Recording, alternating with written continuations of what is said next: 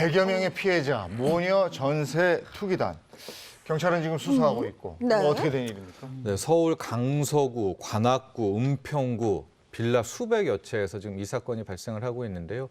우리가 보통 월세보다는 전세를 선호하지 않습니까? 네. 그래서 일단 전세를 놓고 이 빌라에서 살고 있었었는데 여기에 그 새 모녀가 등장을 하게 됩니다. 어머니와 두 딸인데 네. 이제 이들이 임대사업자 등록을 한 다음에 그 큰 빌라들을 관리를 했는데 사건이 터졌죠. 한 세입자가 나가려고 전세 보증금을 돌려달라고 했는데 못 돌려준다 하면서 여기저기에서 이것들이 터지면서 이게 이제 사기로 경찰이 들어가게 된 겁니다. 네, 근데 뭐 모두가 그렇다는 건 아닙니다만 빌라 세입자들은 대부분 자금이 좀 넉넉하지 않은 경우들이 있잖아요. 그렇습니다. 지금 하소연되는 부분들을 보니까 이 전세금마저도 어렵게 마련했던 주거 취약 계층이고요.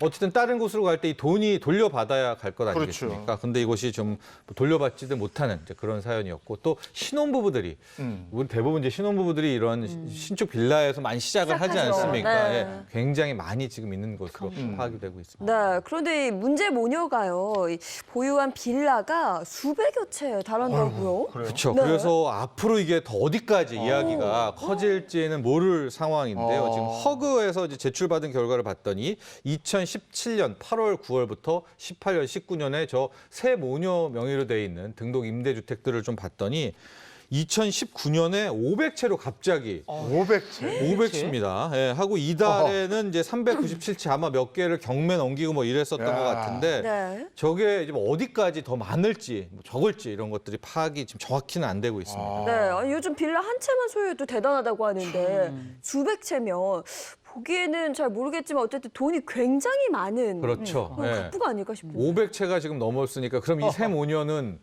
뭐 어마어마한 네. 그렇죠. 분야라고 네. 할 텐데 그렇지가 않죠. 최근에 보면은 특히 빌라에는 그 매매가하고 전세가가 거의 붙어 있습니다. 네. 네, 거의 똑같기 때문에 네. 한 채를 사는데 뭐 큰 돈이 필요하지 않아요. 네. 그럼 한두 채를 사게 되면 그걸 전세로 내주죠.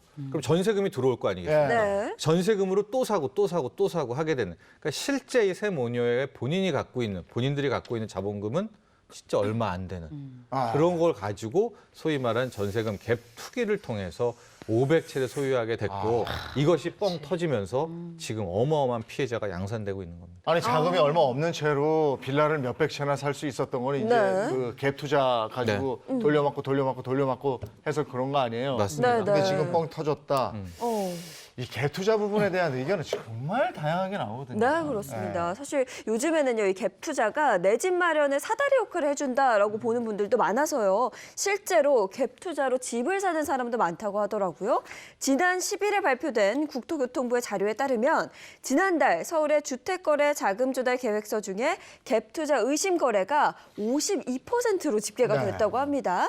지난해 1월 이후에 서울 주택거래에서 갭 투자 비율이 50%를 넘긴 건 지난달이 처음이었다고 합니다. 근데 우리가 뭐 갭 투자가 이제 굉장히 안 좋고 나쁘고 이렇게 보는 부분도 있지만 사실 돈이 없어서 집을 살 때 돈이 없으니까 전세 끼고 사는 거거든요.